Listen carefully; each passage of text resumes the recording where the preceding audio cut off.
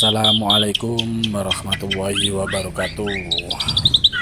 Sahabat kicau mania dimanapun Anda berada, ya kembali lagi bersama channel Jalak BKR Farm. Masih seputaran tentang perburungan atau burung kicau. Ya, di pagi hari ini mudah-mudahan sahabat-sahabatku sama teman-temanku semua masih diberikan kesehatan, kelancaran rezeki, selalu diberikan kesuksesan dalam menjalankan aktivitas sehari-harinya. Kali ini Jalak BKR Farm akan berbagi tip atau seputaran bagaimana cara merawat atau perawatan harian seputar jalak suren atau semacam burung jalak-jalaan. Burung jalak suren mempunyai keistimewaan suara yang merdu. Sebagian kicau mania sudah bisa membuat jalak suren yang miliknya itu gacor, tapi masih banyak juga yang belum bisa. Tingkat kegacoran burung jalak suren atau burung jalak memang beragam. Sahabatku tidak bisa memaksakan burung harus gacor dalam waktu singkat, sebab setiap burung jalak itu memiliki karakter masing-masing. Nah, kali ini sahabat-sahabatku, teman-temanku semua harus memahami dulu karakteristik seputaran burung jalak. Dengan begitu, sahabatku semua akan lebih mudah membuat burung jalaknya cepat gacor. Selain memahami karakter, perawatan harian juga sangat ikut menunjang suaranya. Kali ini saya tidak panjang lebar, akan saya jelaskan seperti halnya saya merawat burung-burung saya yang ada di video-video ini atau di video-video sebelumnya. Seputaran perawatan harian burung jalak, yaitu saya akan jelaskan ada 8 poin dalam perawatan harian burung jalak. 1. Karakter burung. Seperti yang sudah kami singgung sebelumnya atau ya kami singgung tadi di atas, itu bahwa sahabatku atau teman-temanku kicau mania harus memahami dulu karakter burung jalak, ya kan? Sebab walau sama-sama burung jalak, tapi karakter mereka itu tidak sama, beda-beda gitu. Ada jalak yang suka dijemur, ada juga yang sukanya mandi. Dari sini sahabat-sahabatku semua tahu, bukan memahami karakter burung itu sangat penting sekali. Jadi pertama harus memahami karakter si burung itu, sukanya gimana, suka mandi atau suka dijemur, atau itu kita harus mantau. Yang kedua itu soal kesukaan burung. Yang harus dipahami juga, apa saja sih kesukaan burung itu. Cari tahu apa yang diinginkan si burung jalak, terutama di jalak suren ya, dan apa yang disukainya. Sebagai contoh, burung tersebut paling suka diberi jangkrik misalnya sekian ekor. Nah, itu harus kita ngasih lebih juga nggak baik juga gitu loh.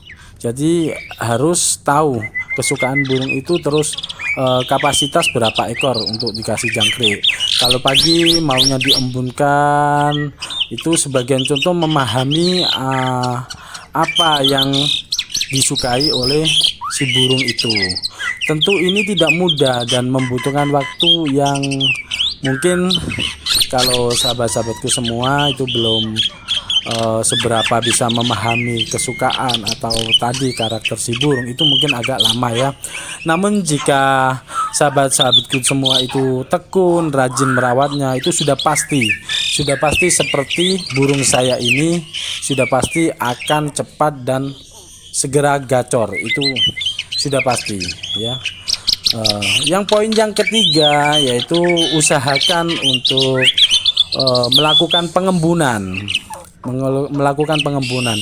Jadi si burung jala itu paling suka diembunkan di pagi hari. Jadi dia pas sirkulasi udaranya masih sejuk, masih enak, itu kita embunkan. Mungkin di antara jam 5-an atau setengah 6 itu kita embunkan. Jadi setiap pagi kalau bisa diembunkan burung tersebut.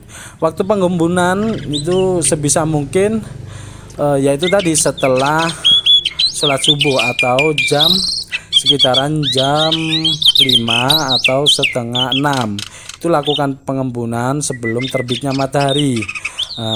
Setelah itu setelah kita lakukan pengembunan itu si burung jala kita itu akan melakukan apa istilahnya ya, kibas-kibas atau mungkin menikmati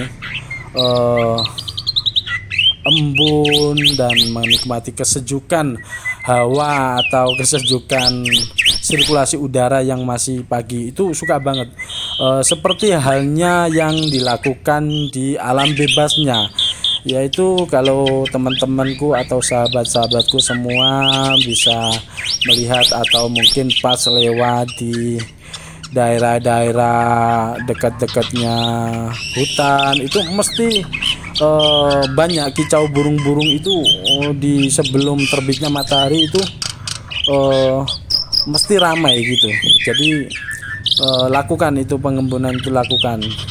Terus yang poin keempat itu jangan lupa untuk dimandikan.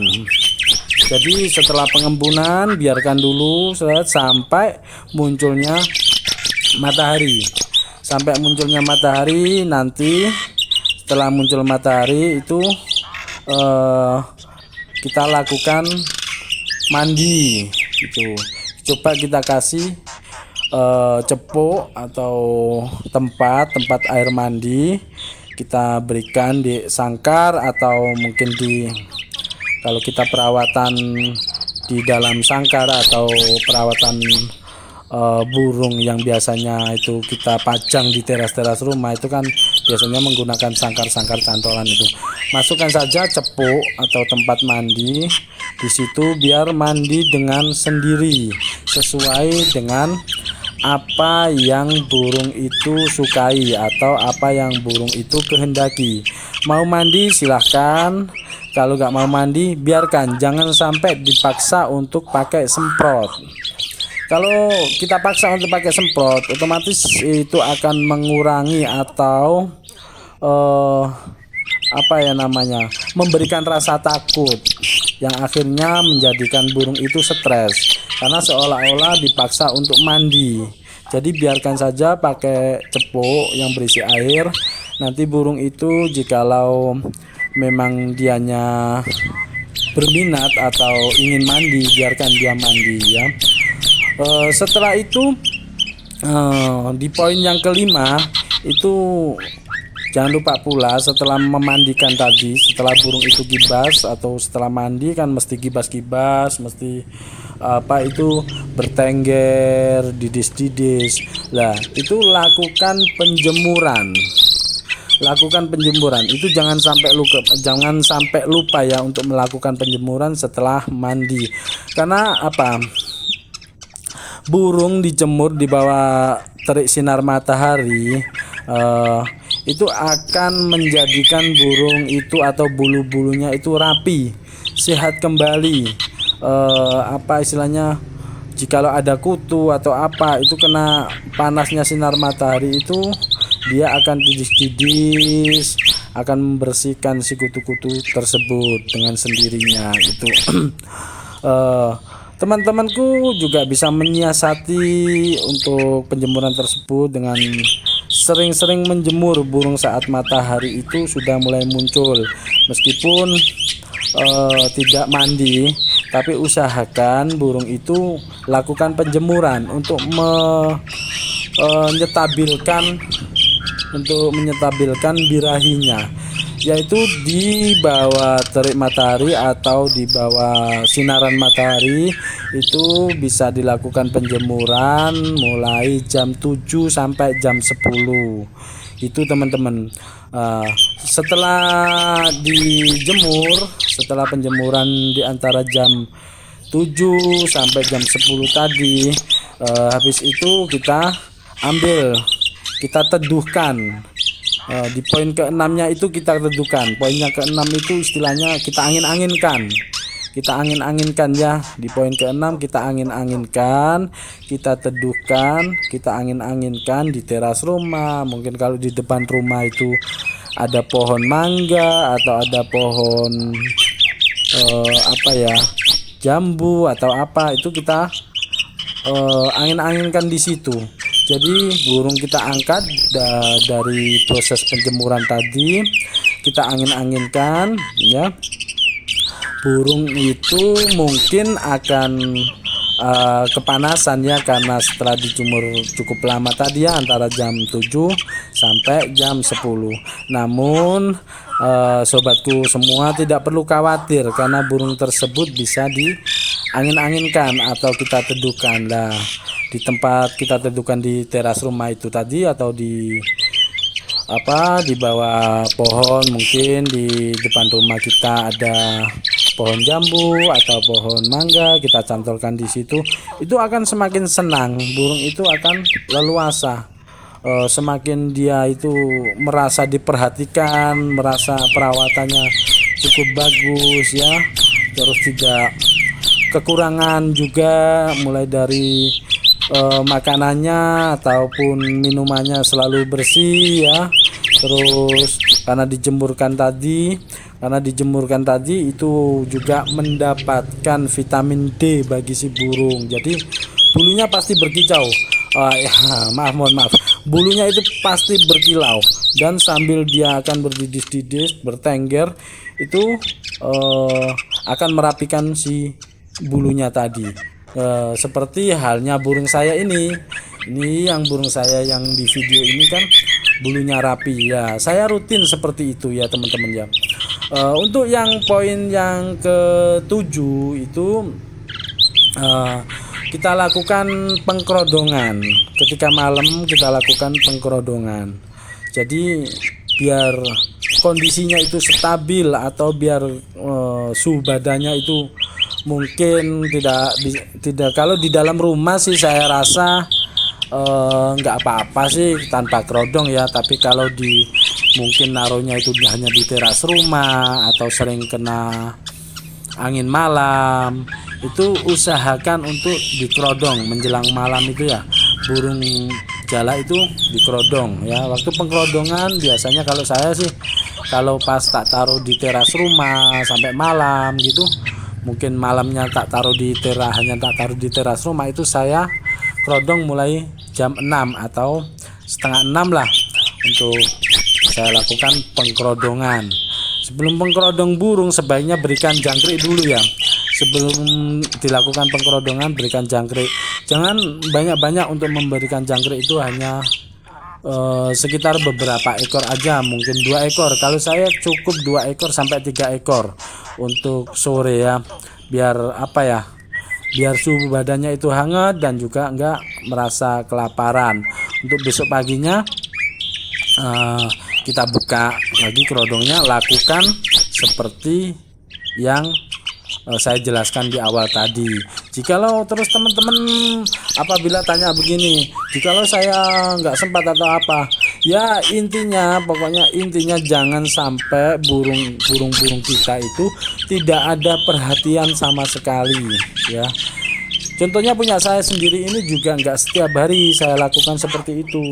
Mungkin pas sibuk atau mungkin kerja itu sudah nggak nutut waktunya, mau kerja, itu saya melakukan 1 minggu sekali. Saya lakukan 1 minggu sekali untuk melakukan seperti yang saya uraikan di atas tadi, mulai dari pengembunan, mandi, penjemuran, itu saya lakukan 1 minggu sekali ketika saya libur kerja. Nah, Terus poin yang kedelapan itu soal birahi. Soal birahi agar burung itu akan atau tetap gacor. Ya, ini kunci utama. Kalau soal birahi itu kunci utama. Jadi kunci utama itu soal birahi di burung jalak itu adalah pengaturan tingkat birahinya itu. Yang harus membuat birahi dan menyetabilkan itu. Jadi intinya kalau pengen burung itu cepat birahi, yaitu tadi selalu rutin lakukan penjemuran dan berikan extra foodingnya itu rutin di pagi dan sore hari. Tapi jangan banyak-banyak. 3 ekor atau 3 sampai 5 ekor lah kalau burung jalak seperti burung jalak saya ini 3 sampai 5 ekor. Itu ketika untuk meningkatkan birahi. Terus kita tetap memantau jika burung itu sudah birahi itu pasti kelihatan gacor banget seperti ini sudah birahi ini. Nah, supaya tidak over karena saya pernah karena belum tahu ya, makanya di sini saya itu mengajak teman-teman atau sahabat-sahabatku semua kicau mania itu sama-sama belajar. Jadi dulu saya itu juga sempat pernah punya burung yang selalu tak kasih jangkrik itu penuh, istilahnya saya kasih itu nggak pakai hitungan gitu, yang akhirnya over birahi. Nah, kalau sudah over birahi itu bulu mesti nggak rapi karena selalu dipatuk-patuk sama paruhnya, bulu maupun kaki. Jadi punya saya dulu itu sempat kakinya itu sampai berdarah-darah itu dikarenakan karena over birahi. Jadi teman-teman, kalau untuk soal birahi itu usahakan jangan terlalu banyak. Jadi untuk meningkatkan kita rutin untuk menjemur dan ngasih extra fooding tadi ya. Jikalau sudah gacor, sudah mulai birahinya itu sudah mulai meningkat agar stabil, maka dari situ stop untuk extra foodingnya, di stop dulu.